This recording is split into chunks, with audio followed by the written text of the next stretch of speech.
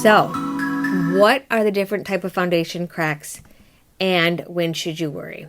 So today we're talking about cracks. Not the bad crack, not a plumber's crack, and not your butt crack.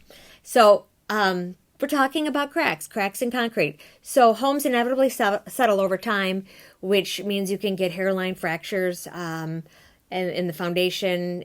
So some foundation cracks, well, actually all of them are not created equal because some are normal and expected and others are indicative of a serious structural problem. And this is serious stuff when you're buying and selling a house.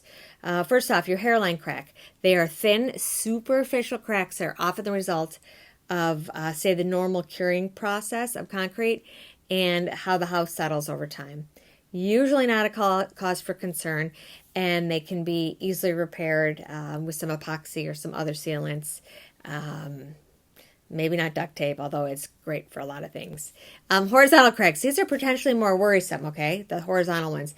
Because it could be indicative of a serious problem caused by the external pressure on the wall, such as the soil expanding and contracting. Poor drainage. It's not draining, so the water's pooling. And so basically what could happen here is if that outside is not addressed, it could cause the foundation to basically fail or to crumble if not addressed. And this doesn't happen overnight, obviously. Vertical cracks. They run up and down vertically, and they're often caused by the contraction and shrinking in the concrete, like we talked earlier about the hairline cracks. Basically, they are less serious than horizontal cracks. If you have the rod hole showing, sometimes you have little cracks around there from when the foundation was laid. And so that could be easily fixed. Stair-step cracks. So these are the kind of cracks that look like a common stair-step pattern.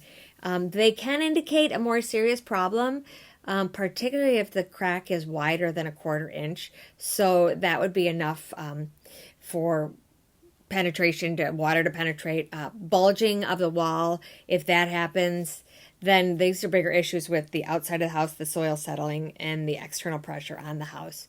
Wider cracks, well, cracks that are wider than 1/8 of an inch can be cause for concern also.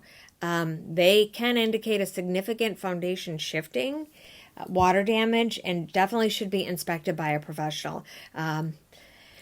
So basically, the key to dealing with these foundation cracks is to monitor them closely because you don't want them to get away on you. Time goes by fast, but, make sure you keep monitoring them in the basement. Check on them. If it continues to grow slower, if you notice other signs of the foundation kind of failing, upstairs windows don't close all the way, they're a little offset, doors, sloping floors. So at that point, it's time to call in a professional that you may want to have come and assess the situation. Nothing, when I say foundation, everyone hears the horror stories of people buying houses or people not being able to sell their houses because of the foundation.